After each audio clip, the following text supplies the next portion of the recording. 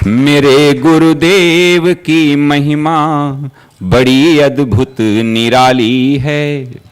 मेरे गुरुदेव की महिमा बड़ी अद्भुत निराली है भर जाती वो सब झोली जो जन्मों से ही खाली है भर जाती वो सब झोली जो जन्मों से ही खाली हैं।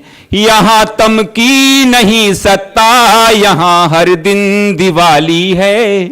यहाँ तम की नहीं सत्ता, यहाँ हर दिन दिवाली है। भराया लोक अंतर में नजर में प्रेम लाली है।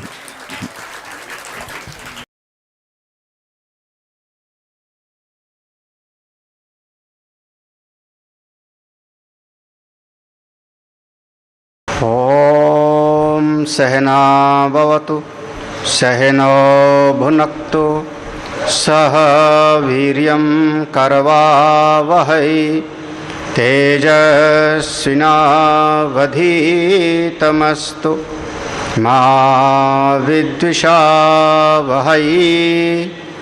ओम शांति शांति शांति।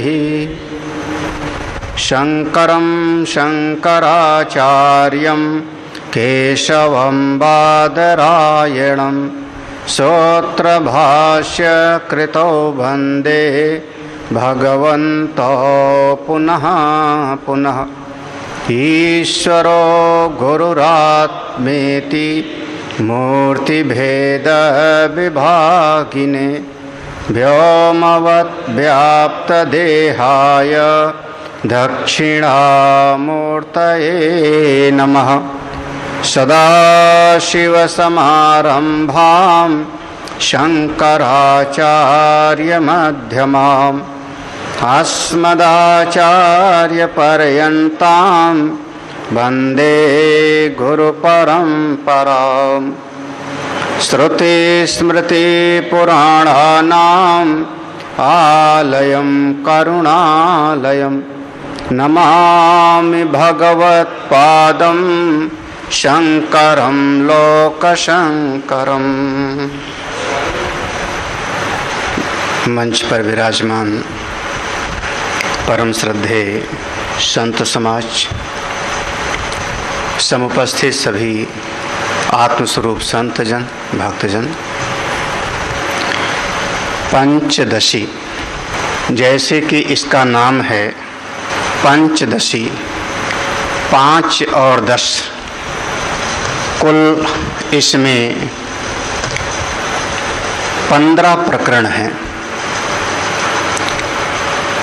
किसी समय पर हमारे श्रृंगेरी पीठ पर एक आचार्य हुए, भगवान जगत गुरु शंकराचार्य जी के द्वारा संस्थापित 4 पीठों में से एक पीठ श्रृंगेरी पीठ, उसके शंकराचार्य के पद पर विराजमान हुए श्रीमद् विद्यारण स्वामी। उनको जो गद्दी मिली शंकराचार्य पद की, उस समय उनके गुरुदेव का शरीर विराजमान था। उनका नाम था शंकरानंद जी। विद्यारण स्वामी जी के गुरुदेव शंकरानंद जी। लगभग होता है कि शरीर पूरा होने के बाद गद्दी मिलती है, लेकिन उनको पहले मिल गई थी। उनका पट्टाभिषेक हो चुका था और भगवत कृपा है, ईश्वर कृपा है, क्या कहें। श्रीमद् विद्यारण स्वामी जी के गुरुदेव स्वामी शंकरानंद जी और उनके गुरु जी का नाम था भारती तीर्थ। उनका भी शरीर विराजमान था। तो ये 3 पीढ़ी की चर्चा अब आप लोग ध्यान में रखना। भारती तीर्थ, उनके शिष्य हुए शंकरानंद जी और उनके शिष्य हुए श्रीमद् विद्यारण स्वामी जी, जो श्रृंगेरी पीठ के आचार्य हुए। श्रीमद् विद्यारण स्वामी जी के मन में हुआ, हम सारे वेदांत का, जितना वेदांत शास्त्र है, सबका मूल चिंतन एक ग्रंथ में लिखें जो 15 प्रकरण में हो। हम ये तीनों पीढ़ी का नमन करते हैं। तीनों महापुरुष उस समय पर विराजमान थे। कुछ आचार्यों का मत है कि बीच में स्वामी शंकरानंद जी का शरीर पूरा हो गया था। ये आचार्यों का अपना अपना कई मत हैं। और स्वामी शंकरानंद जी ब्रह्मलीन हो गए थे, तब भारती तीर्थ ने इनको श्रीमद् विद्यारण्य स्वामी जी को शंकराचार्य पद पर आरूढ़ कर दिया। तो विद्यारण्य स्वामी जी के मन में हुआ कि सारे वेदांत शास्त्रों का जो निचोड़ है एक ग्रंथ में मैं उसका वर्णन कर दूं। और जैसे अपने आत्मा का स्वरूप है सत चित और आनंद, सत्यम ज्ञान मनंतम ब्रह्म, सत स्वरूप है, ज्ञान स्वरूप चित स्वरूप है और अनंत आनंद स्वरूप है। तो चूंकि अपने आत्मा स्वरूप का जब स्वरूप लक्षण करते हैं तो ये 3 शब्द प्रयोग करते हैं, सत चित और आनंद। तो तीनों के आधार पर मैं 3 प्रकरण वाला ग्रंथ लिखूं। 3 प्रकरण। सत असत का विवेक करे, सत असत का विवेक करे साधक, और ज्ञान से वो सत्य का निर्णय कर ले और आनंद में अवस्थित हो जाए। तो जैसे अपने आत्मा का 3 स्वरूप लक्षण किया गया, उसी के आधार पर 3 विभाग करके मैं ग्रंथ लिखूं। तो उन्होंने ग्रंथ का 3 विभाग किया, विवेक प्रकरण, दीप प्रकरण और आनंद प्रकरण। विवेक प्रकरण में विवेक प्रधान है, दीप प्रकरण में चित्त प्रधान चेतन तत्व प्रधान है। जैसे एक दीपक प्रकाशित होता है तो स्वयं को भी प्रकाशित करता है, अन्य को भी वो प्रकाशित करता है। उसी दीपक के प्रकाश में हम दीपक को भी देखते हैं और अन्य को भी देखते हैं। वैसे अपने आत्मा का चैतन्य स्वरूप है। और तीसरे प्रकरण का नाम दिया आनंद प्रकरण, सत चित और आनंद। तो ये 3 विभाग किया और अब तीनों में 5-5 भेद कर दिया। तो विवेक प्रकरण में 5 विभाग किया, 5 विभाग किया। पंचभूत विवेक प्रकरण, तत्व विवेक प्रकरण, ऐसे 5 विभाग किया विवेक प्रकरण में। और 5 विभाग किया दीप प्रकरण में, कूटस्थ दीप प्रकरण, ध्यान दीप प्रकरण, नाट्य दीप प्रकरण, ऐसे 5 विभाग किया दीप प्रकरण में, गिन लेना। और दीप प्रकरण पूरा हुआ और आनंद प्रकरण की रचना कर रहे थे वो। तो आनंद प्रकरण में नाम रखा मुख्य रूप से ब्रह्मानंद, अपने स्वरूप का आनंद। तो आनंद प्रकरण में प्रथम प्रकरण की रचना पूरा किए और संयोग की बात प्रारब्ध है कि शरीर पूरा हो गया श्रीमद् विद्यारण्य स्वामी जी का। तो पंचदशी नाम के ग्रंथ की संपूर्ण रचना उनके द्वारा नहीं हो पाई, दैववशात प्रारब्ध के कारण। बीच में उनका शरीर पूरा हो गया। इस पे थोड़ा मतभेद है कि कितना उनके द्वारा किया गया था, श्रीमद् विद्यारण्य के स्वामी के द्वारा कितना हुआ था, कितना बाद में हुआ, इस पे भी मतभेद है। कुछ लोग 7वें प्रकरण तक मानते हैं, कुछ लोग जो है 10वें तक, कुछ लोग ज़्यादातर 11वें प्रकरण तक। बाद में जब उनका शरीर पूरा हो गया, उनकी जगह पर दूसरे शंकराचार्य के पद पर आसीन हो गए, सब ठीक ठाक हो गया। तो वो ग्रंथ रह गया था। तो उस ग्रंथ को जब देखा श्रीमद् भारती तीर्थ ने, उनके परम गुरु परम गुरु भारती तीर्थ ने देखा, तो उनको लगा कि ये ग्रंथ पूरा हो जाए तो बहुत अच्छा, समाज के लोगों को हित होगा, साधकों का भला होगा। तो बाद के जो कुछ प्रकरण हैं वो श्रीमद् भारती तीर्थ के द्वारा लिखे हुए हैं।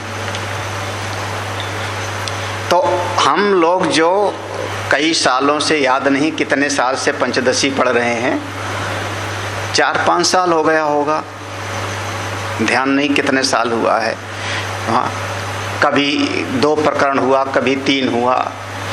हम लोगों ने आनंद प्रकरण का योगानंद और आत्मानंद, ये 2 प्रकरण हम लोगों ने पढ़ लिया था, याद हो तो पिछले, योगानंद और आत्मानंद 2 प्रकरण को हम लोगों ने पढ़ लिया था।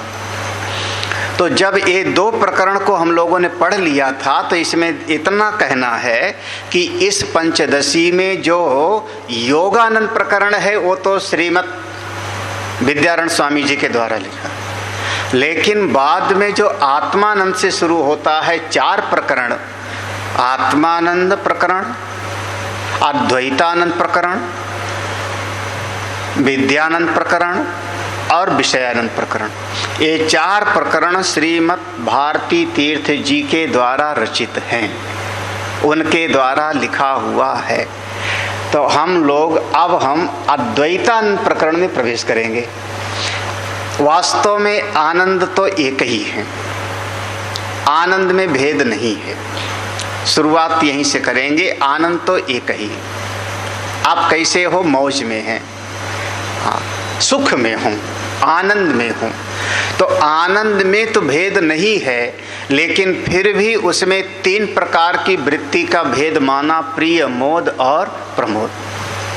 तैत्तिरीय श्रुति में इसको कहा, तस्य प्रियमेव शिरः मोदो में उत्तर पक्ष। हाँ, तो वहाँ पर 3 भेद किया तैत्तिरीय श्रुति ने, प्रिय, मोद और प्रमोद।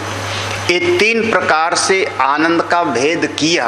तो आनंद में वैसे कोई भेद तो नहीं हो सकता, लेकिन समझने के लिए श्रुति भगवती ने 3 भेद किया। किस प्रकार से कि जब हमको किसी बहुत अच्छी चीज की याद आती है और एक सूचना मिल जाती है कि आपको इस दिन यह वस्तु दी जाएगी, तो प्रिय वस्तु के मिलने की कल्पना से भीतर एक आह्लाद होता है। प्रिय वस्तु व्यक्ति के मिलने से अंदर एक उल्लास होता है, उसको हम कहते हैं प्रिय वृत्ति। अभी मिला नहीं है, मिलने की आशा है। 2 दिन बाद, 4 दिन बाद, हाँ, किसी बच्चे को कह दो कि तुम्हारे जन्मदिन पर तुमको ये गिफ्ट देंगे, वो सवेरे से शाम तक 10 बार बच्चा मम्मी से पूछेगा कब आएगा जन्मदिन हमारा, कब आएगा जन्मदिन। क्यों? अभी मिला नहीं है, लेकिन उसको मिलने का एक आशा जग गई। हाँ, आशा प्रतीक्षे संगतम सुनिरताम च, मुंडक श्रुति ऐसे कहेगी, आशा प्रतीक्षा। तो जो हमको अच्छा लगता है, हमारे हृदय को आनंदित करता है, ऐसी वस्तु या व्यक्ति, उसके मिलने की संभावना जब दिन तिथि तय हो गई, दिन तिथि नहीं है तो उसका नाम है आशा। कब मिलेगी पता नहीं है, लेकिन कभी न कभी एक दिन मिलेगा, उसका नाम है आशा। और जब तिथि तय हो गई कि जन्मदिन के दिन बच्चे को हम एक गिफ्ट देंगे, तो अब वो करेगा प्रतीक्षा। अब आशा नहीं, अब हो गई प्रतीक्षा। अब ये दिन आवे और हमको अमुक वस्तु मिलेगी, ये दिन आवे और हमको अमुक चीज मिलेगी। तो वह जो प्रिय वस्तु के मिलने की एक प्रतीक्षा भीतर है, उससे जो हृदय आह्लादित होता है, उसका नाम है प्रिय वृत्ति। प्रिय वृत्ति ये ब्रह्म का ही एक पक्ष है। वैसे शिरोभाग है, तस्य प्रियमेव शिरा, मोदो दक्षिण पक्ष, प्रमोदो उत्तर पक्ष, और वहाँ कहेंगे ब्रह्म पुच्छम प्रतिष्ठा। दूसरा, अब यही आनंद जिसमें कोई भेद नहीं, सुख में कोई भेद नहीं है, लेकिन अब जो वस्तु मिलने की एक प्रतीक्षा थी, वो एक दिन लेकर के कोई चला आया हमारे पास और बच्चे को गिफ्ट में दे दिया। आज तुम्हारा जन्मदिन है, लो तुमको मैं एक गिफ्ट दे रहा हूँ। अब वो वस्तु मिल गई, हाँ, लेकिन अभी डब्बा पैक है, वो डब्बा पैक है। तो वस्तु तो मिल गई, अब उसके मिलने पर जो हृदय में आह्लाद हो रहा है वो अब वो प्रिय नहीं हुआ, उसका नाम है मोद वृत्ति। मोद, प्रिय से आगे की स्थिति हो गई, वह मिल गया, अब मोद वृत्ति है और अच्छा लग रहा है। लेकिन अभी एक कमी है कि वो बार बार कहेगा बच्चा, मम्मी वो गिफ्ट खोलो, और परिवार वाले कहेंगे चुप रहो, सबको जाने दो, मेहमान को अच्छा नहीं लगता सबके सामने खोलना, जाने दो ये सबको। अब आज का जो है ये लिंक है, इसलिए मैं बता रहा हूँ आप लोगों को। अब जो गिफ्ट मिला उसी समय खोल लो तो अच्छा नहीं लगता ना, हाँ, तो जाने दे सबको, फिर खोलते। अब वो बच्चे का मेहमान में कोई रस नहीं है, बल्कि मेहमान को देख के वो बच्चा मन में कुड़ता है कब जाएंगे ये क्योंकि ये सब जावें और हम अपना वो गिफ्ट खोलें, उसका हमको आनंद मिले। मेहमान चले गए, शाम को जब उसने बच्चे ने गिफ्ट खोला, उसमें उसको खिलौना मिला, उसकी मनोवांछित चीज मिली, उसको देख करके पा करके अब उसके हृदय में जो वृत्ति पैदा हुई, जो उसके भीतर एक आह्लाद पैदा हुआ, उसका नाम है प्रमोद वृत्ति। तो प्रिय, मोद और प्रमोद, ये तीन भेद आनंद के तो श्रुति भगवती ने ही किया, उन्होंने किया।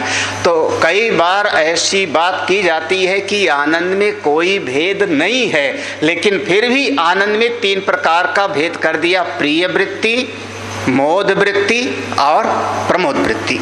क्योंकि आनंद हमारी वृत्त्यारूढ़ होकर के ही प्रकट हो रहा है, बिना वृत्ति के उत्पन्न हुए आनंद का अनुभव नहीं होगा। सुषुप्ति में कोई वृत्ति नहीं है तो आनंद का अनुभव नहीं हो रहा है, तो बिना वृत्त्यारूढ़ हुए आनंद का अनुभव होता नहीं। तो वह जो वृत्त्यारूढ़ हो रहा है उसके तीन भेद कर दिया, प्रिय वृत्ति, मोद वृत्ति और प्रमोद वृत्ति।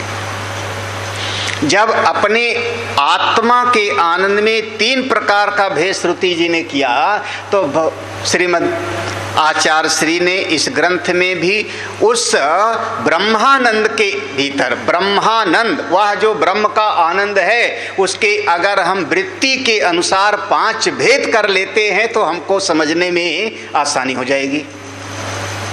है ब्रह्मानंद एक, ब्रह्मानंद एक प्रकार का है, लेकिन वृत्ति के अनुरूप उसके पांच विभाग कर लेंगे तो हमको समझ में बात आ जाएगी। योगानंद, आत्मानंद, अद्वैतानंद, विद्यानंद और विषयानंद। ये पांच प्रकरण हैं इस ब्रह्मानंद के अंतर्गत। ब्रह्मानंद प्रकरण के अंतर्गत पांच विभाग हैं, योगानंद, आत्मानंद, अद्वैतानंद, विद्यानंद और अंत में आएगा विषयानंद। ये पांच प्रकरण। अब ये जो पांच प्रकरण हैं, इनमें से दो प्रकरण हम लोगों ने योगानंद और आत्मानंद को पहले कभी ही पढ़ चुके हैं। कब पढ़े हैं आप लोग? अब आपको याद हो तो भगवान भला करें, हाँ, हम तो गए भूल, शायद पिछले साल ही पढ़े होंगे। कोई साधक है, अब वो ध्यान करने लगता है, ध्यान करता है तो ध्यान का भी एक सुख है। बाह्य जगत की जितनी विस्मृति होती जाती है उतने आप अपने सुख में चले जाते हो। दुनिया जितना याद आवेगा उतने आपका मन दुखी होगा। भालो भायो जग बीसरो सिर से टली भला। अष्टावक्र महाराज कहते हैं, हरि यदि उपदेष्टा ते, हे जनक, अगर हरि भगवान विष्णु भी तुमको उपदेश करें, अरे हर शंकर जी भी उपदेश करें, विरंची ब्रह्मा भी उपदेश करें, लेकिन जब तक सब भूल नहीं जाएगा तब तक सुखी ही नहीं। जगत जितना भूलता जाएगा उतने आप समझना योग में आरूढ़ होते गए। आरुरुक्ष और मुनेर योगम कर्म कारण उच्यते। योगारूढ़स्य तस्यैव समः कारणमुच्यते। तो साधन के द्वारा जो चीज प्राप्त हो रहा है, सत्संग का, जैसे सत्संग का एक फल समझो, और चीजें जो हैं, जगत की जितनी चीजें हैं वो अपनी परिश्रम के समय में सुखकारी नहीं होते, साधन के समय में सुख देने वाला नहीं होता। जब उसका फल मिलता है तब सुख मिलता है। 1 महीने तक जब कोई आदमी नौकरी करता है तो 1 महीने नौकरी करने में उसको सुख नहीं है, वो तो डांट सुननी पड़ती है, काम करना पड़ता है, भाग दौड़ करनी पड़ती, उसमें सुख नहीं है। लेकिन उसका जो साध्य फल मिलेगा 1 महीने के बाद, जब तनख्वाह आएगी तब सुखी होगा। तो साधन काल में और चीजों में कोई सुख नहीं है। अब कोई आदमी यज्ञ कुंड के सामने बैठ के आहुति दे रहा है, स्वर्ग की कामना से यज्ञ कर रहा है, अग्नि प्रज्वलित हो रही है और उसके सामने बैठा हुआ बिल्कुल टस मस नहीं होना है, आहुति भी बीच में डालनी है, उस साधन काल में सुख नहीं है, वो साध्य काल में सुख होगा। लेकिन भक्ति, ध्यान, सत्संग ये साधन काल में भी सुख देता है और साध्य काल में भी सुख देता है। थोड़ा पंचदशी पढ़ना है तो इस विचार की प्रक्रिया में रहना, बहुत सरल शब्द शायद ना बोल पाए, हाँ, क्योंकि रामायण भागवत में थोड़ा सरल शब्द प्रयोग कर लेते हैं। साधन काल में भी सुख है और साध्य की प्राप्ति हो जाए तो सुख है सुख। जो योगानंद प्रकरण है वो कहता है साधन काल में भी सुख है, और आत्मानंद प्रकरण कहता है साध्य की प्राप्ति में भी परम सुख है। दोनों का फर्क समझना। 2 प्रकरण। योगानंद माने साधन काल में भी आनंद ही आनंद है, जितना सत्संग सुनते हो सुनते समय भी आनंद है, और जब सुनने वाली बात हृदय में उतर जाए तब तो बेड़ा पारी है। तो साधन काल में भी सुख योगानंद, और जब पहुंच गए अपने भीतर, अपनी आत्मा का अनुभव किया आपने, तब तो सुख ही सुख, आनंद ही आनंद, सच्चिदानंद मेरा अपना स्वरूप है।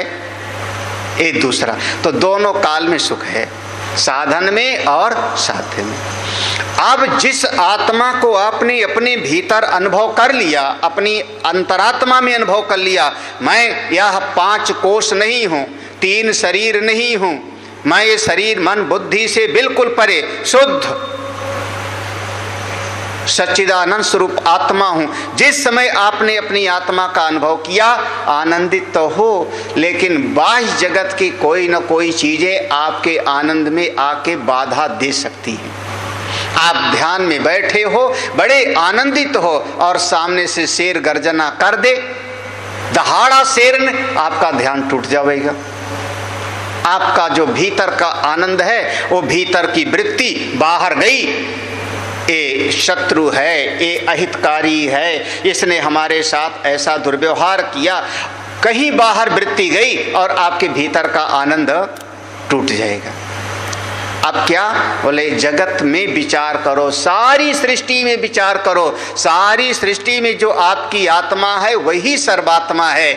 इस बात को समझो अद्वैतानंद प्रकरण में। तीसरा प्रकरण है जिसका नाम ही है अद्वैतानंद। अद्वैतानंद माने अब आपकी आत्मा केवल देह पर छिन्न नहीं है, अपने भीतर ही नहीं है। ये समझना कि आत्मा हमारे शरीर के भीतर ही है। आपका अपना आत्मस्वरूप भीतर भी है और बाह्य जगत में भी सर्वत्र वही व्याप्त है। तो भीतर भी वही और बाहर भी वही, मेरी आत्मा ही सर्वात्मा है।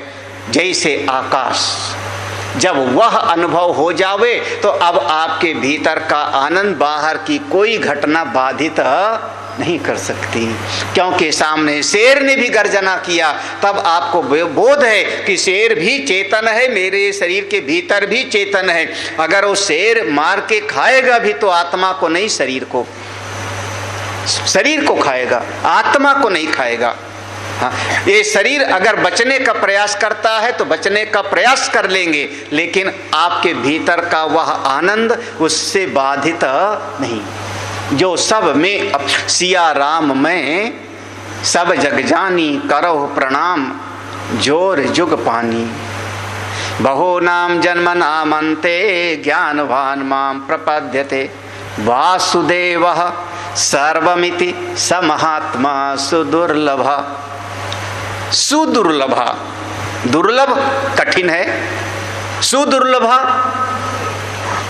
थोड़ा और भी ज्यादा हो गया। तो भगवान ने गीता में ऐसी बात कही, भगवान का वचन है गीता में कि मेरा दर्शन आसान है, मुझको पाना बहुत आसान है, ऐसा अनेक बार भगवान कहते हैं।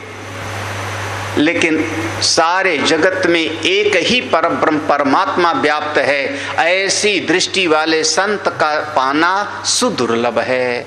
वासुदेव सर्वम इति स महात्मा सुदुर्लभ, बहुत मुश्किल से किसी को मिलते हैं जिसकी दृष्टि सर्वात्मयी है, ब्रह्ममयी है।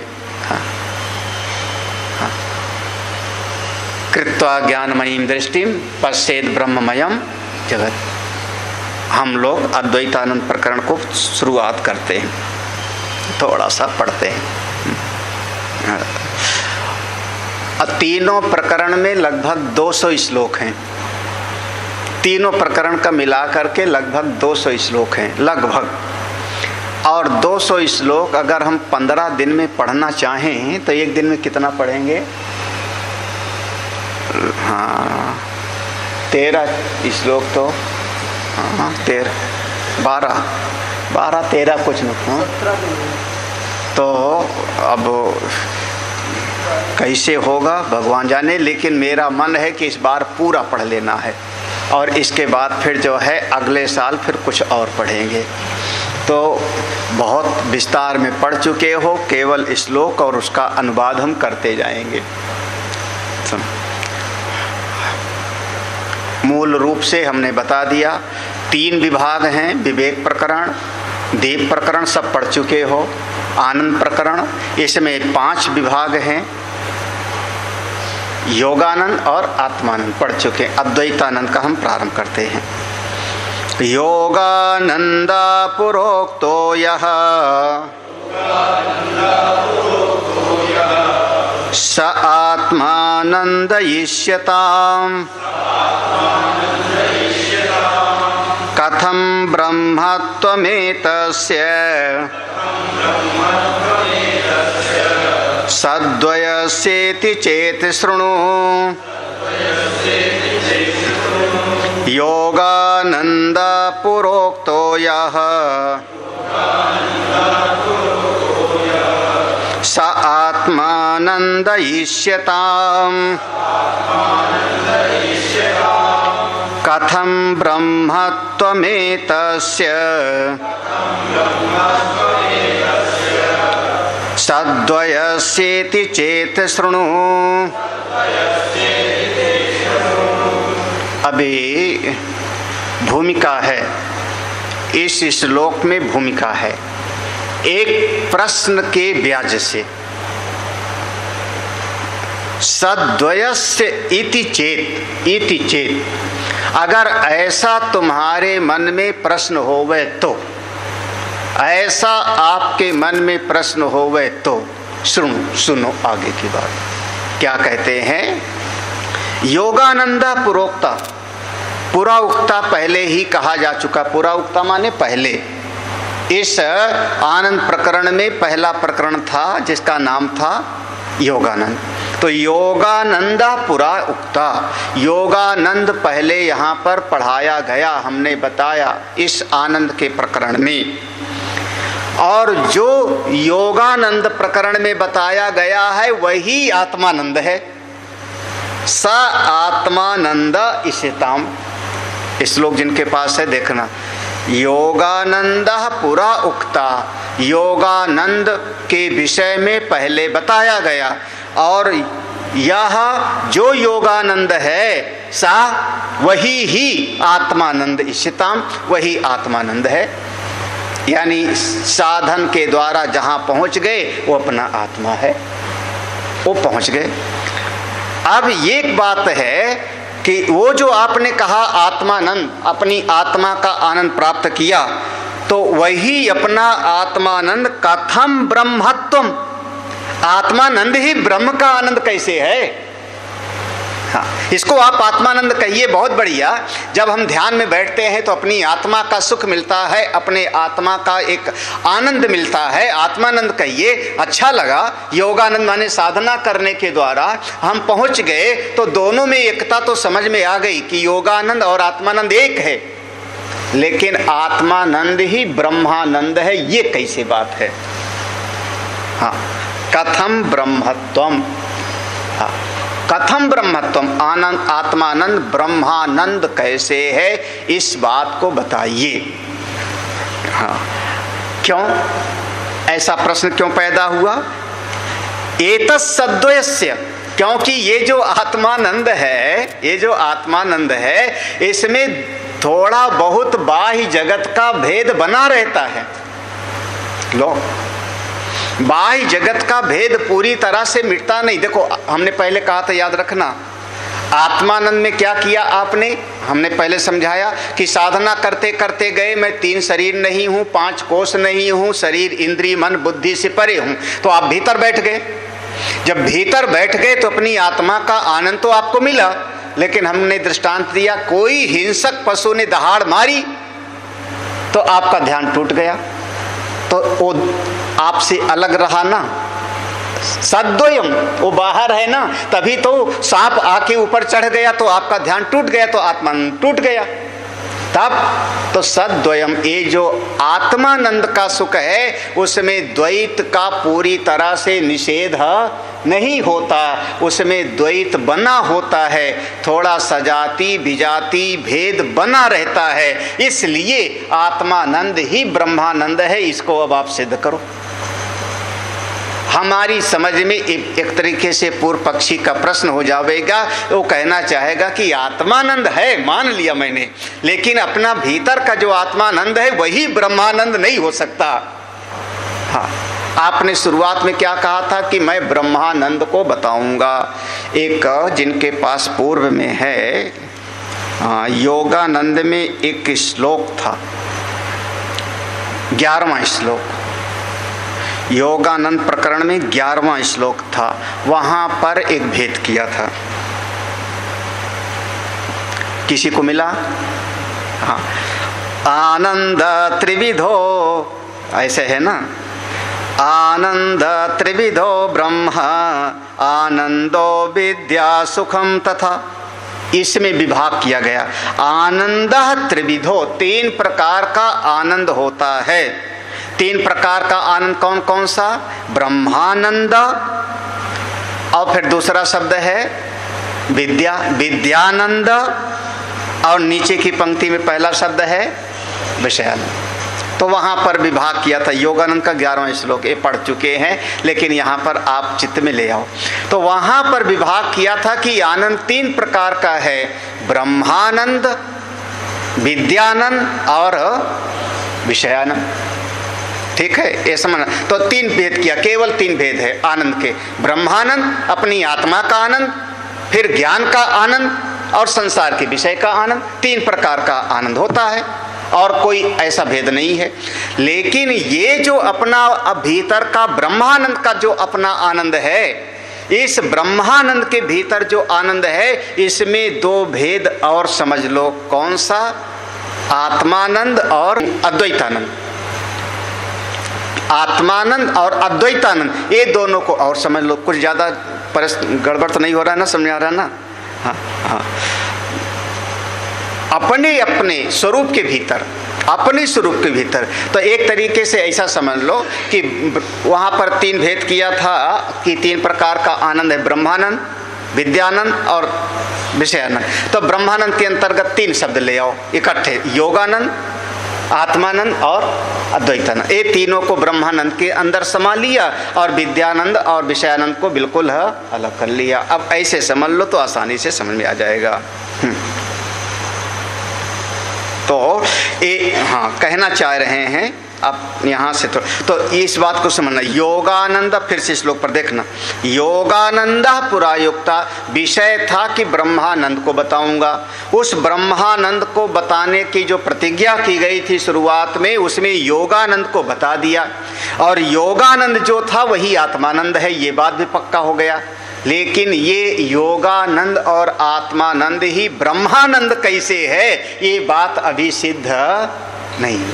तो इस बात को सिद्ध करने के लिए तीसरा प्रकरण है अद्वैतानंद, कि योगानंद और आत्मानंद ये दोनों ही ब्रह्मानंद हैं। योग की साधना करते समय जो आनंद मिल रहा है, अपने स्वरूप का ही आनंद मिल रहा है। ध्यान में बैठ करके जो आनंद प्राप्त कर रहे हो, स्वरूप का ही आनंद है। इस बात को सिद्ध करने के लिए एक तीसरा प्रकरण है, नाम है इसका अद्वैतानंद। ठीक है, अब आगे कहते हैं सद्वयस्य इति। सद्वयसी माने आत्मानंद में द्वैत की प्रतीति होती है। आत्मानंद कैसे? यहाँ पर इतना समझना, आत्मा ही सर्वव्यापक है, ये बोध नहीं हो पा रहा है। अपने भीतर उसने आत्मा का अनुभव किया है, लेकिन मेरी आत्मा ही सारे जगत की आत्मा है, इसका अभी उसने अनुभव नहीं किया। शास्त्रीय भाषा बोल दी, त्वम पद का शोधन किया है, पूरी तरह से तत्पद का शोधन नहीं किया है। देखो अब शास्त्रीय भाषा है, त्वम पद का जो लक्ष्यार्थ है उसमें पहुंच गया है, लेकिन तत्पद का लक्ष्यार्थ अभी वो नहीं कर पाया है, और दोनों का जो ऐक्य विवेक है वो उसको नहीं हुआ है। तो इस बात का प्रश्न है कि कैसे। हाँ, तो आगे देखो, हम लोग इसमें एक शब्द आपको बता देते। यहाँ पर प्रसंग आ गया है, तो इसमें है तस्यैव गौड़ मिथ्या मुख्य आत्म विवेचनेन अवगम्यत्व विवक्षया आत्मानंदत्वम अभिहितम इति भावः। भैया तीन प्रकार की आत्मा भी तो होती है। लो, यहाँ आत्मा का तीन भेद कर दिया। हाँ, गौड़ आत्मा, मिथ्या आत्मा और मुख्य आत्मा। लो, अब भेद हो गया ना, तो सद्वय हो गया ना। सद्वय का वहाँ जो सद्वय शब्द है श्लोक में, उसके लिए है कि तीन प्रकार का भेद है। गौड़ आत्मा, नहीं समझ आ रहा है ना, मिथ्या आत्मा और मुख्य आत्मा। क्या हुआ? सब गड्ढमड्ढ है ना। अरे भैया ऐसे समझो, गौड़ आत्मा हम उसको कह रहे हैं। गौड़ आत्मा माने, समझिए, गौड़ आत्मा माने कई बार हम कहते हैं आत्मा वही जायते पुत्र। हम बाहर किसी न किसी चीज में कहते हैं ना कि वो, अरे वो तो मेरी आत्मा है। हाँ, वो तो मेरी आत्मा है। हाँ, अरे आप तो आप मेरे आत्मा में बसते हो, मेरे आत्मस्वरूप हो। हाँ, बाह्य जगत में कभी धन को, कभी व्यक्ति को, जो अपने से बाहर है, अपने इस शरीर से बाहर है, और उसमें हम आत्मभाव रख लेते हैं। ये वस्तु नष्ट हो गई, अब तो मर जाऊंगा। ये चीज नष्ट हो गई, अब तो मैं मर जाऊंगा, मेरा हार्ट अटैक हो जाएगा, मर जाऊंगा। यानी आपने अपने बाहर की चीजों में अपना आत्मभाव बना लिया था। वह आपका बिल्कुल झूठा भाव था, वह असली नहीं था। बाह्य जगत में जो आपने आत्मभाव बनाया बिल्कुल झूठा था, देखते देखते झूठा है। किसमें बनाया था? किसमें? बोले पुत्र में, धन में, व्यक्ति में, परिस्थितियों में, वो सब का सब आपका है मिथ्या आत्मा, बिल्कुल झूठा आत्मा। लेकिन जीव मानता तो रहता है, मानता रहता है। दूसरा है गौड़ आत्मा, ये शरीर के साथ में, ये शरीर के साथ, शरीर है तो मैं साधना करता हूँ, शरीर है तो मैं सत्संग सुनता हूँ, शरीर है तो मैं विचार करता हूँ। तो इस शरीर को भी कई लोग आत्मा मानते हैं। महाराज जो कुछ है शरीर है तो है, जब तक है खा पी लो, यही काम आवेगा।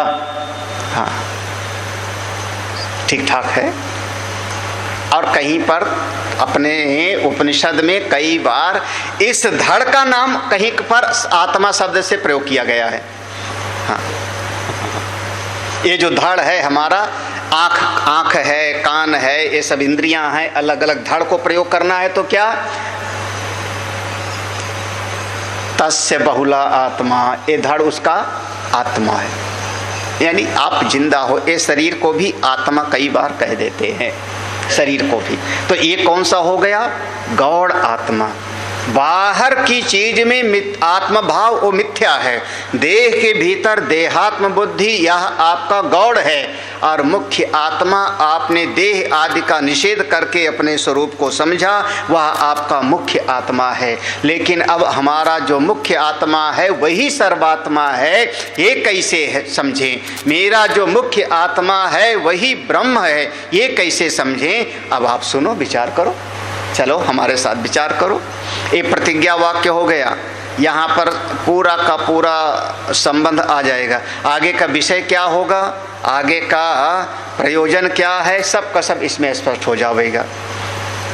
विषय होगा अपने आत्मा की सर्वव्यापकता को बताना, अपने आत्मा के ब्रह्म स्वरूपता का निरूपण करना, यही आगे का मूल विषय है, यही आगे का मूल विषय है। हमारी आत्मा सर्वात्मा है। जब ये समझ लोगे तो जो आत्मा सर्वात्मा है वही ब्रह्म है, फिर ब्रह्मानंद के साथ में एकत्व हो जाएगा। ठीक है, आगे देखो। हाँ, इस श्लोक का अर्थ पूरा क्लियर हुआ कि नहीं। योगानंद पुरा उक्ता, इसके पहले योगानंद प्रकरण को पढ़ाया गया। यह जो योगानंद प्रकरण था साह वही ही आत्मानंद भी है, उसी को आत्मानंद भी समझ लो बस। कथम ब्रह्मत्वम एतस्य, यह योगानंद और आत्मानंद यही ब्रह्मानंद कैसे है, अगर ये हमको जानना हो तो इति चेत, अगर ये मन में प्रश्न आवे तो आगे की बात सुनो। क्यों? क्योंकि ये आत्मानंद में द्वैत भाव थोड़ा सा है, सद्वयम, वहाँ पर भेद रहता है। हम ध्यान में गए तो आत्मानंद में हैं, लेकिन बाह्य जगत का भी पूरी तरह से प्रविलाप हमने नहीं किया है। शब्द पकड़ में आ रहे हैं ना, हमने प्रविलाप शब्द प्रयोग किया। हाँ, प्रविलाप माने हाँ, बाह्य जगत के नाम रूप का पूरी तरह से हमने लय चिंतन के द्वारा उसको हमने निषेध नहीं किया है, इसलिए अभी वहाँ हमको द्वैत की प्रतीति है। ध्यान में बैठे तो स्वरूप का सुख, और ध्यान जरा सा टूट गया तो बाह्य जगत से हम विक्षिप्त हो जाते हैं। अब आगे सबसे पहले श्रुति से समझो। आकाशादि स्वदेहांतम तैत्तिरीय श्रुतिरीतम, तैत्तिरीय श्रुतिरीतम जगत् नास्ति अन्यद् आनन्दात् अद्वैत ब्रह्मता ततः।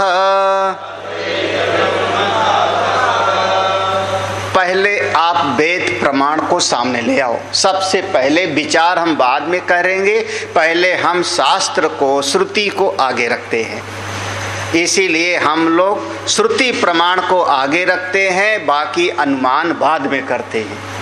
श्रुति के अनुसार जब हम अनुमान करते हैं तो हम आस्तिक हैं, और श्रुति को किनारे करके अनुमान करते हैं तो आप वैज्ञानिक हैं। अनुमान वैज्ञानिक भी करता है। अनुमान माने एक निर्णय पर पहुंचता है। हाँ, लेकिन उस श्रुति को आधा, अभी परसों हमको कोई बता रहे थे, परसों नरसों, कि बड़ा हर न्यूज़ चैनल पर चल रहा था कि आज के दिन जो है सारी पृथ्वी नष्ट हो जाएगी। सुना था किसी ने? सोलर तूफान। पता नहीं कौन सा सोलर तूफान आने वाला था, वैज्ञानिकों ने जो है कहा कि पृथ्वी नष्ट हो जाएगी अभी चेती। तो इसलिए जो है अनुमान प्रमाण, मेरा कहना है कि अनुमान माने आगे के बारे में ऐसा हो सकता है, बादल दिखाई पड़े तो हम कहेंगे बरसात होगी, काले काले बादल आ रहे हैं, बरसात होगी, अभी बरसात हो नहीं रही है, तो बादल वहां पर लिंग बन गया, लक्षण बन गया, और उस लिंग की व्याप्ति के अनुसार आपने अनुमान कर लिया कि आगे बरसात रात में होगी। और हो सकता है रात में बरसात ना भी हो गई। यहाँ से बादल आया था तो वहाँ जाके बाराबंकी में बरस गया, हरदोई में बरस गया, और हमारे पपना मऊ में नहीं हुआ, तो क्या करोगे? तो अनुमान गलत भी हो सकता है। तो अनुमान प्रमाण हमारे लिए प्रधान नहीं है।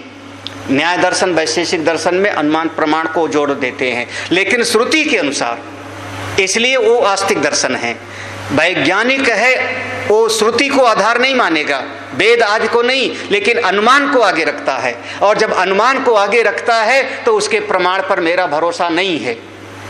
ठीक है, हमको जब उपयोग करना होता है तो उसके प्रमाण को हम मान लेते हैं, अनुमान प्रमाण वो करते हैं, लेकिन उनका अनुमान प्रमाण खरा हमेशा उतरे ऐसी बात तो हो नहीं। हमारा जो हमेशा खरा उतरने वाला है, जो हमेशा नित्य सत्य है, त्रिकाला बाधित सत्य है, वो हमारा वेद है, श्रुति भगवती है। हाँ, किसी ने ऐसा कमेंट्स किया कि पूरे विश्व के लोग जब उनको आग जलाना भी नहीं आता था, घोर आदिवासी थे, पाषाण युग में रहा करते थे, हाँ, कच्चा मांस खाते थे, उस जमाने में हमारे ऋषियों ने वेद लिख डाला था। अभी उनकी बात है, हम कहेंगे वेद हमारे सनातन हैं, अपौरुषेय हैं, परमेश्वर के श्वास प्रश्वास से वो प्रकट हुए हैं। वेद की रचना भगवान ने भी नहीं किया है, भगवान भी वेद के रचयिता नहीं है। ज्ञान हमारा अनादि है, वह ज्ञान पहले था, ब्रह्मा के अंतःकरण से वो प्रकट होता है, व्यक्त होता है, ब्रह्मा रचयिता नहीं है, वो हमारा अपौरुषेय है। तो हमारे लिए श्रुति प्रमाण है, जो वेद भगवान ने कहा उसको मैं बिल्कुल स्वीकार कर लेता हूँ। हाँ। शास्त्रेषु गुरुवाक्येषु विश्वासः, इसी का नाम हमारी श्रद्धा है। तो शास्त्र में क्या है? तैत्तिरीय श्रुति में क्या कहा गया? देखो तैत्तिरीय श्रुति में है, ये तैत्तिरीय आकाशादि, यहाँ शब्द देखना, आकाशादि, आकाश से लेकर के, आदि माने वायु, अग्नि, जल, पृथ्वी, फिर उस पांचों महाभूतों से वनस्पतियाँ, फिर 4 प्रकार के जीव, जरायुज, अंडज, स्वेदज, उद्भिज। जरायुज के अंतर्गत हमारा अपना कौन सा हो गया? ये शरीर, स्वदेह अंतम। देखो स्वदेह अंतम, तो आकाश से प्रारंभ होकर के हमारे शरीर तक, ये शरीर तक जितनी भी उत्पत्ति हुई है वो कहाँ से हुई है, किससे पैदा हुआ है? तो श्रुति भगवती ने कहा उसी आत्मा से। वहाँ पर आत्मा शब्द प्रयोग किया है। जिनके पास एक किताब है उसमें देख लेना, लिखा होगा तैत्तिरीय श्रुति का। हाँ, सबके पास नहीं है। हाँ, सत्यम ज्ञानम अनंतम ब्रह्म, यहाँ से प्रारंभ किया, ये प्रतिज्ञा वाक्य है। और फिर तस्माद् वा एतस्माद् आत्मना आकाश संभूतः, यहाँ पर देखना, तस्मात् वा एतस्मात्, उससे, उससे माने 7वें आसमान वाला नहीं, इससे, तस्माद् वा एतस्मात्, एतस्मात् माने इससे, माने हमने पहले कहा उससे, फिर उससे नहीं बल्कि इससे। इससे कौन? बोले आत्मनः, इस आत्मा से। वह अज्ञान काल में जिसको हम नहीं जानते थे, कहते थे वो नहीं बोधता, तुम कहते थे वो आत्मा, और अब साधना करके समझे ये कौन, ये कोई और सत्ता नहीं, मेरी अपनी आत्मा ही। तस्माद् वा एतस्माद् आत्मना, इसी अपनी आत्मा से आकाश संभूतः, आकाश की उत्पत्ति हुई, आकाश से वायु, वायोरग्नि, उससे अग्नि, अग्नेरापः, अग्नि से जल, और अद्भ्या पृथ्वी, जल से फिर पृथ्वी, पृथ्वी से पृथिव्या औषधि, औषधय, ये सारी वनस्पतियां पैदा हुई। औषधिभ्यो अन्नम, ये वनस्पतियों से फिर अन्न पैदा हुआ। अन्नात् पुरुषः, और अन्न खा करके हम लोगों का ये एक शरीर। इसलिए यह जो शरीर है अन्न रसमय है। ये पूरा का पूरा समझना, आकाशादि स्वदेहांतम, आकाश से लेकर के ये पूरा का पूरा शरीर तक सब उसी आत्मा से उत्पन्न हुआ है। सब का सब ये लिखा हुआ। अब आगे देखो, जगत नास्ति अन्यत आनंदात। अच्छा, आत्मा कैसा है? उसी आत्मा से पांचों महाभूत पैदा हुई है, ये शरीर भी पैदा हुआ। आत्मा कैसा है? पहले कहा था इसी श्रुति में, सत्यम ज्ञानम अनंतम, वह सत्य ज्ञानम और अनंत है। तो वो अपना अपना ऐसा आत्मा है। तो जगत नास्ति आनंदात, इसलिए ये सारा का सारा जगत कार्य है, सारा जगत कार्य है, आकाश से लेकर के शरीर तक सब कार्य है, और जिस कारण से पैदा हुआ वो आनंद स्वरूप है। तो जगत नास्ति आनंदात, ये जगत भी आनंद से अलग नहीं है, क्योंकि कार्य कारण से कभी पृथक नहीं होता। जगत नास्ति अन्यत आनंदात, ये जगत आनंद से पृथक नहीं है, सब का सब आनंद से पैदा हुआ, आनंद में स्थित है, आनंद में ही जावेगा। इसलिए अद्वैत ब्रह्मता तथा, इसलिए भैया सारा जगत एक ही सत्ता से पैदा हुआ है। उस एक सत्ता पर दृष्टि जाए तो ब्रह्म स्वरूप का बोध हो जाता है। अद्वैत ब्रह्मता गता तथा, इसलिए अद्वैत भाव की, अरे ऐसे समझ लो, अगर मिट्टी की नजर से देखो तो सब में अद्वैत का भाव हो गया। सब मिट्टी से बने पुतले हो, हाँ, सब मिट्टी से बने पुतले हो। हाँ, पांच महाभूत के ऊपर नजर चला जाए तो सब में एकता का भाव पैदा हो गया। सब पांच महाभूत के ही रूप हो, क्षित जल पावक वही। अब ऐसे जिसकी दृष्टि आत्मा में पहुंच गई वो देखेगा सारा जगत आत्ममय है। अरे क्या बढ़िया बात है, सब आनंदमय है जी। हाँ, यहाँ दुख का नामो निशान नहीं है, दुख निकलता है आपकी नासमझी से। हाँ, महाराज श्री कहते थे बेवकूफ़ी से दुख निकलता है। हाँ, बेवकूफ़ी शब्द बोलते थे। हाँ, महाराज श्री कहते थे सारा दुख आपकी बेवकूफ़ी से निकलता है, नासमझी से निकलता है, अज्ञान से निकलता है। सृष्टि तो आनंदमय है, सृष्टि आनंदमय है। देखो ये श्लोक पढ़ना, ये श्लोक का अर्थ समझ में आ गया ना। यहाँ श्रुति प्रमाण है, सारा जगत आकाश से लेकर के शरीर पर्यंत सब का सब, यहाँ जितना कार्य है ये सब का सब तैतरीय श्रुति इसकी घोषणा करती है कि उसी आनंद स्वरूप से बना है, उस जो आत्मा है उसी से पैदा हुआ है। इसलिए अपनी आत्मा से ये जगत में कोई भी कार्य रूप भी अलग नहीं। कैसे? आनंदादेव तज्जातम् तिष्ठत्यानंद एव तत् आनंद एव लीनं चेत् युक्तानंदात् कथं पृथक्। देखो अब वही श्रुति है, श्रुति वही है, तैत्तिरीय उपनिषद श्रुति प्रमाण है। आनंदाध्येव खल्विमानि भूतानि जायन्ते आनंदेन जातानि जीवन्ति आनंदम प्रयन्ते अभिशम विशन्ति इति तद ब्रह्म। हाँ, वो ब्रह्म है। कौन? ये सारा जगत कैसे? देखो श्लोक करते देखना, आनंदात एव तज्जातम, ये सारा जगत, जातम माने जन्म लेना, इसीलिए कहते हैं जन्म दिवस। हाँ, जन्म, जात माने पैदा हुआ। जब बच्चा पैदा हुआ तो इसके लिए एक शब्द होता है, पहला शब्द होता है जो बच्चे के पैदा होते समय कुंडली बना के पंडित जी लिखा करते हैं। पहला शब्द, अभी तो उसका नाम रखा ही नहीं है। हाँ, तो अस्पताल में तो लिख देते हैं, माँ का नाम लिख दिया, बेबी या फलाना फलाना, इसका बच्चा, यही लिखते होंगे शायद, है ना।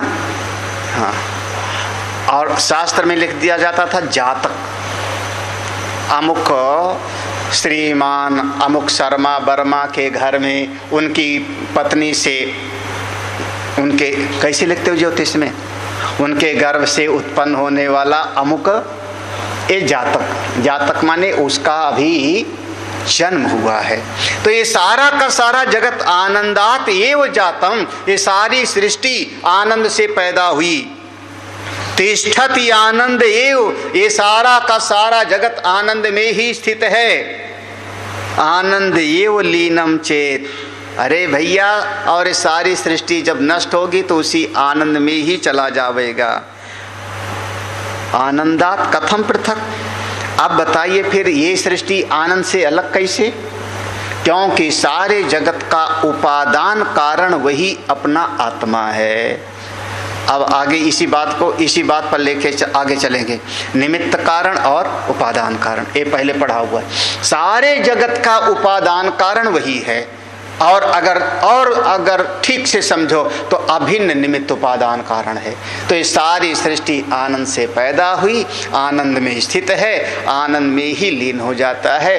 अब दृष्टांत वही ले आओ, जैसे कहा जावे कि वो दीपावली पर बनने वाला खिलौना चीनी से बना, चीनी में ही स्थित है, देखने में ताजमहल लग रहा है।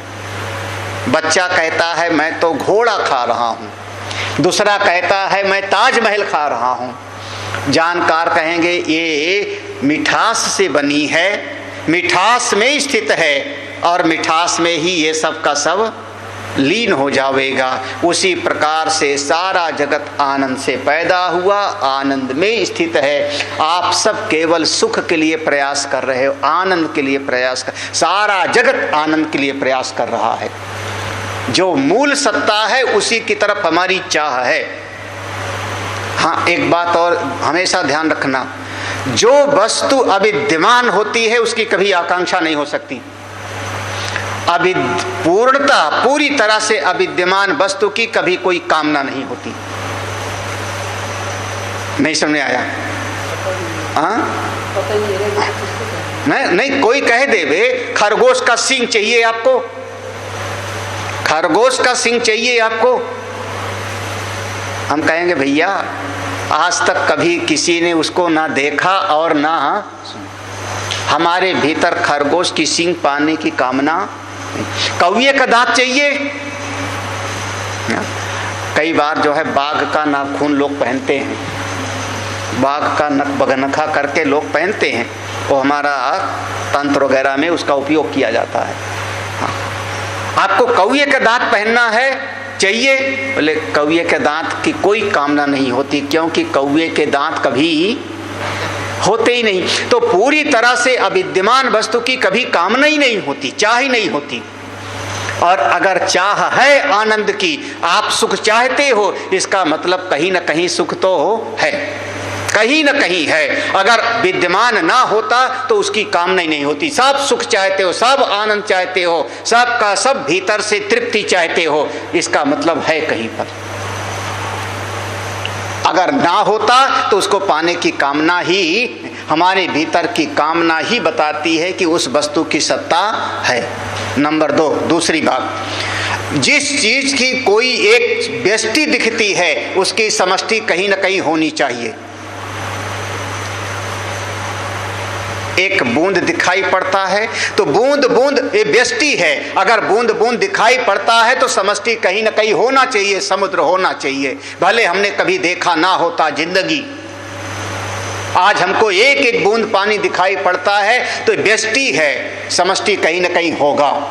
हमारे ऋषियों ने कहा अगर एक बूंद दूध दिखाई पड़ता है इसका मतलब दूध की भी समष्टि कहीं पर होगी, वहीं से आया होगा, उसको हम नाम देंगे क्षीर सागर। अगर आपको इतना नमक दिखाई पड़ता है तो नमक की समष्टि कहीं ना कहीं होगी, ढेर सारा नमक का पहाड़ होगा, वहां से आ जाता होगा तो आप कहते हो कि सेंधा नमक।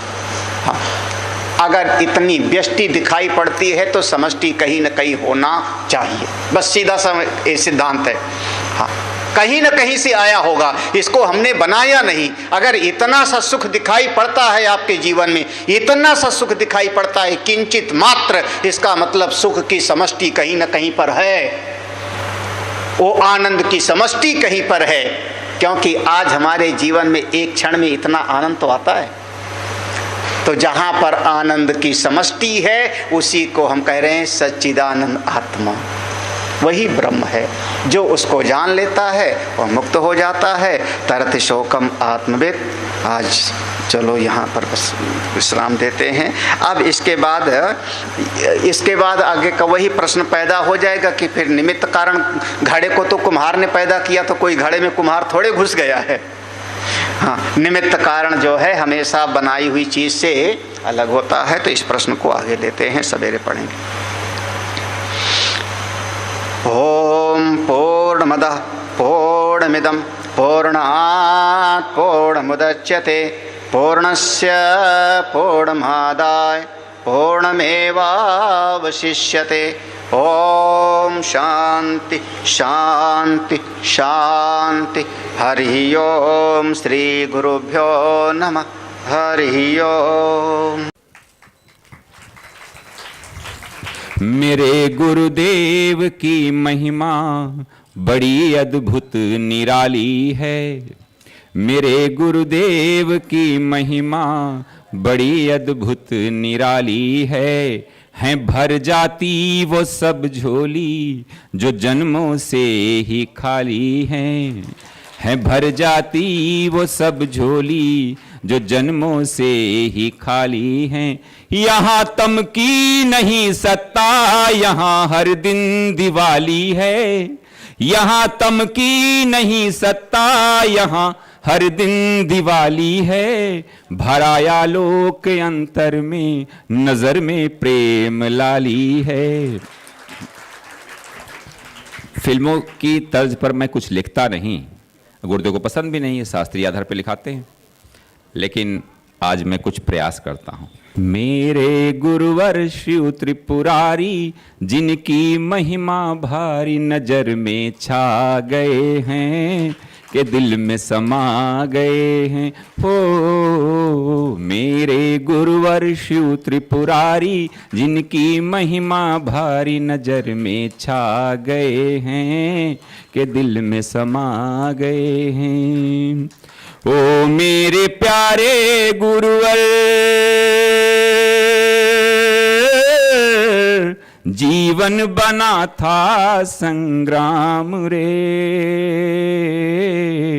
ओ मेरे प्यारे गुरुवर, जीवन बना था संग्राम रे। खिलती हुई सुबह भी लगती थी जैसे कोई शाम रे। भूल गए दुख दर्द बीमारी, मिट गई चिंता सारी, शरण तेरे आ गए हैं, प्रेम रस पा गए हैं। हो मेरे गुरुवर शिव त्रिपुरारी, जिनकी महिमा भारी नजर में छा गए हैं, के दिल में समा गए हैं। आया जो दर पे तेरे, पाया परम की सौगात रे। आया जो दर पे तेरे, पाया परम की सौगात रे।